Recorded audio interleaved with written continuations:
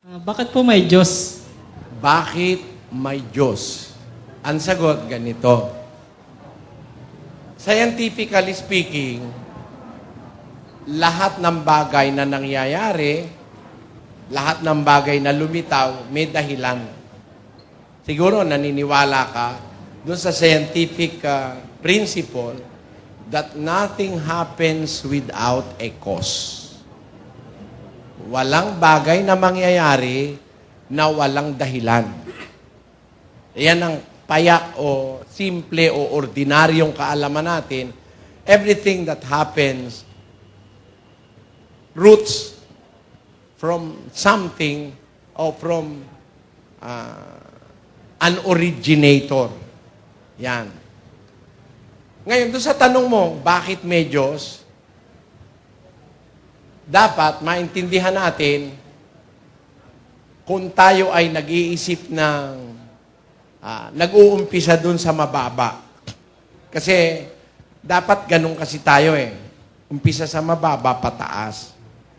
Yun ang dapat line of reasoning natin eh. Lahat ng bagay kasi kung nag-oobserba ka sa mundo, yung akasyang malaki, maliit lang ang pinanggalingan nun. Ikaw din, nanggaling ka lang sa dalawang cells. Yung egg cell at saka sperm cell, nag-unite, nag-form ng fetus, tapos naging tao ka. Kaya nga muna itanong tanong mo na yan, dahil may isip ka, tao ka. Di ba ganun yun, kapatid? Ngayon, kung mag-uumpisa tayo dun sa mas mababa na bahagdan ng kaalaman, kumbaga sa nag-aaral, dun sa prep, kinder 1, kinder 2. Kung doon tayo mag-uumpisa, ang antas ng kaalaman nag-uumpisa sa payak para maintindihan mo yung komplikado.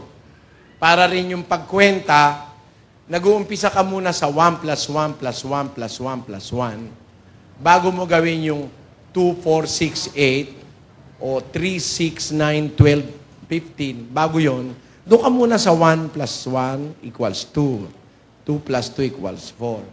Yan. Para maintindihan mo yung complex na mga bagay sa itaas, maintindihan mo muna yung mga simple sa ibaba.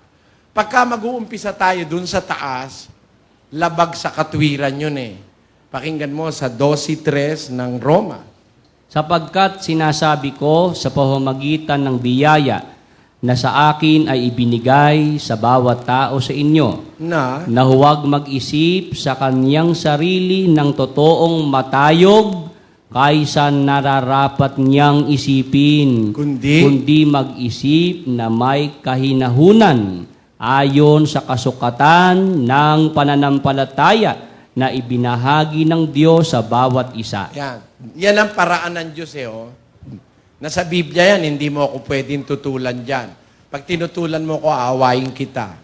Ang sabi dyan, huwag tayong mag-isip sa ating sarili ng bagay na totoong matayog kaysa nararapat nating isipin. Kundi, mag-isip na may kahinahunan. Sa ibang salin ng nakalagay dyan, mag-isip na may kapakumbabaan. Yan. Yun ang nasa original Greek. Mag-isip na may kapakumbabaan. Ngayon, bakit ko isinagot sa iyo yan, kapatid? Kung kasi mag-uumpisa tayo sa maliit, makikita natin yung malaki. Ang masama sa atin at ang ikinasasama ng iba, ang tinitignan yung malaki. Yung macro.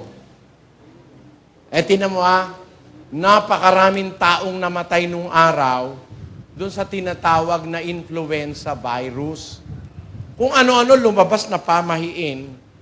Kasi sabi nila, yun daw influenza, may kinalaman daw yun doon sa posisyon ng mundo at ng posisyon ng mga buwan, mga bituin at ng mga ibang planeta. Kaya nga ang tawag nila doon sa sakit na yun, influenza eh. Kasi ang paniwala nung araw ng mga tao, nai-impluensyahan nung kalagayan ng mga planeta ang kalusugan ng tao. Nung palang matukla-tuklasan, yan palang influenza, nung matuklasan yung microscope, Yan palang influenza is caused by a virus. It's a viral infection that affects the respiratory system. Yan. So, nung makita nung tao yung maliit, doon siya na-enlighten. Doon sa sakit na influenza. Sa sakit na TB, sa cholera. Naku, napakaraming mga iba't ibang mga paniniwalang mali. Nung araw na may nausong cholera, yung tao ngayon mabuhay, mamaya patay na. Yung nakipaglibing dun sa nilibing, bukas yan naman uli ang ililibing. Akala nila may pamahain sila, ano kaya ikayan? Akala nila pag nagsuot ka ng kulay berde, hindi ka tatablan. Marami sila. At akala nila pag ang buhok mo blonde, hindi ka raw tatablan ng cholera. Dahil hindi nga nila alam, may maliit palang bagay na nagkokos nitong mga infectious diseases na ito. Nung makita na nila yung maliit, sa kanila nakita yung malaki. Naintindihan mo ibig sabihin? Ganon din yon. Sa tanong mo, bakit may Diyos? Sana tinanong mo muna, bakit may ako? Hindi ba? Dapat, bakit may ako? Bakit may ako? Bakit may tao? Ba't ako may isip? Ang sagot, napakaganda. Kaya merong ikaw dahil merong Diyos. Kung walang Diyos, wala ka. At kung walang Diyos, walang magtatanong sa akin ng ganyan at wala ka ring tatanungin kung walang Diyos. Pakinggan mo ha, sa isang talata ng Gawa, 17:24 hanggang 28. Pakinggan mo nakasulat. Ang Diyos na gumawa ng sanglibutan at ng lahat ng mga bagay na naririto, siya palibhasa'y Panginoon ng langit at ng lupa, ay hindi tumatahan sa mga templong ginawa ng mga kamay, ni hindi rin naman pinaglilingkuran siya ng mga kamay ng mga tao, na para bagang siya'y nangangailangan ng anumang bagay. Yamang siya rin ang nagbibigay sa lahat ng buhay at ng hininga at ng lahat ng mga bagay.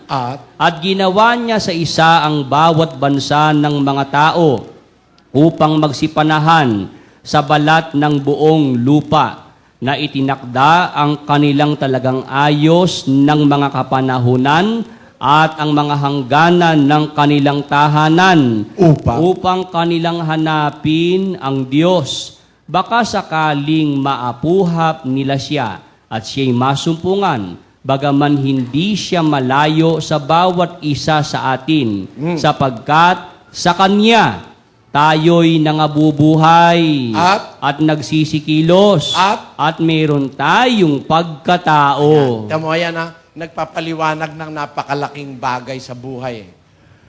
Sabi, ang Diyos na gumawa ng sanlibutan at ng lahat ng bagay na naririto, siya palibhasa'y Panginoon ng langit at ng lupa.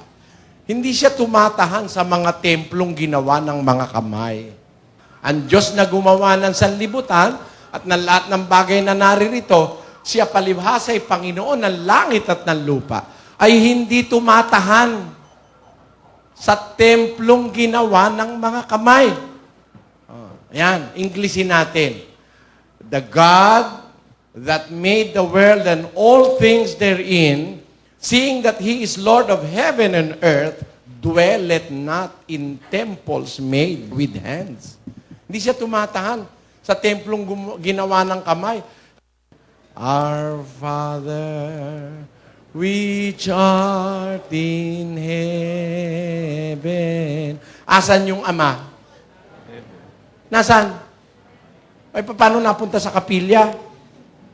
Aba, sinunda naman. God is everywhere. Pati sa Casillas, nandun ang Diyos. Nasa langit nga eh. Ama namin na nasa langit ka, sambahin nawa ang ngalan mo, dumating nawa ang kaharian mo, sundin nawa ang kalooban mo kung paano sa langit, gayon din sa lupa. Tamo? Popular naman yung Our Father na yan eh. Asan daw ang Diyos? Nasa langit. Paano napunta sa kapilya?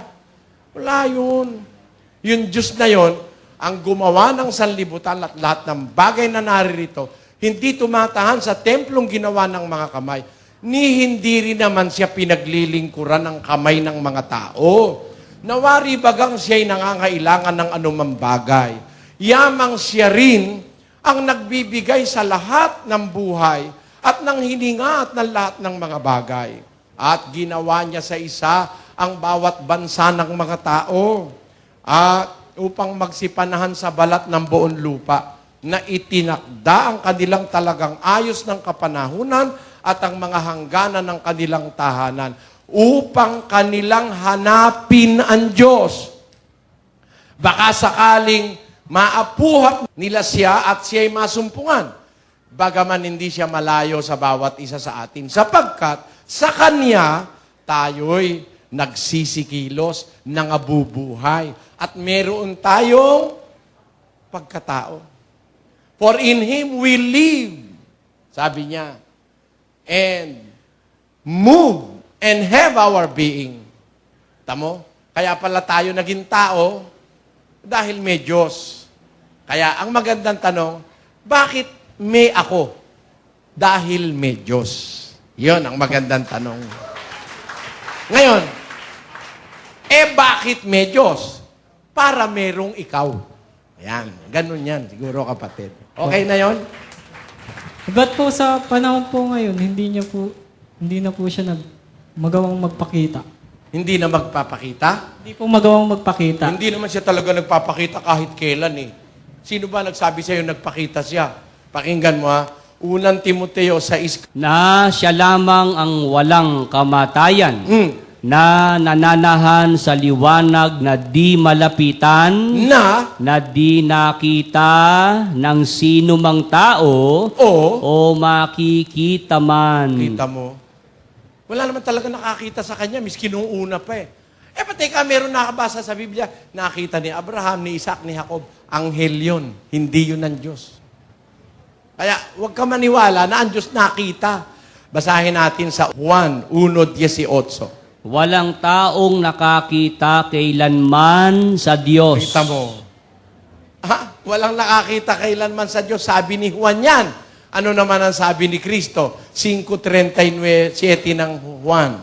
At ang Ama na nagsugo sa akin ay siyang nagpatotoo tungkol sa akin. Kailanman? Kailanmay hindi ninyo narinig ang kaniyang tinig, ni hindi man ninyo nakita ang kaniyang anyo. Papaliwanag ko pa ba yan, kapatid? Maliwanag, di ba? Alam mo lang yung sunod-sunod, maliwanag eh. Salamat po. Okay na? Sige, salamat. Want more mobile Bible expositions? Just visit our site www.admobile.mobi. All downloads are free of charge. Ang daming daan websites. Our official website www.andamingdaan.org. Watch, use, and discover our free public services. Watch us live to our internet webcast, untwweb.com. Witness how Brother Ellie reveals the truth in English on the web, www.truthcaster.com. A 24-hour internet broadcast of video gallery archives, The Old Path.tv. Read blogs and more at Brother Ellie's official blog site, www.ezeriano.wordpress.com. Visit Mr. Public Service official website at danielazan.com. Our official community website, kaani.net.